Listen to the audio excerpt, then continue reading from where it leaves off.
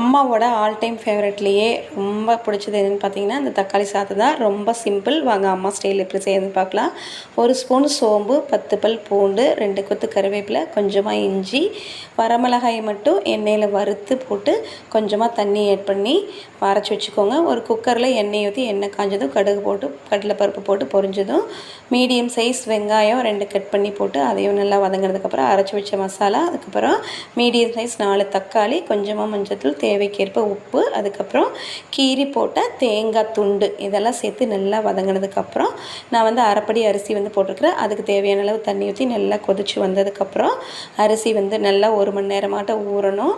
ஊறி அரிசி இது கூட போட்டு நல்லா கொதி வந்ததுக்கப்புறம் மூடி வச்சு 3 விசில் விட்டு எடுத்தோம் அப்படின்னா அம்மா ஸ்டைல் ஆல் டைம் ஃபேவரட் தக்காளி சாதம் ரெடி.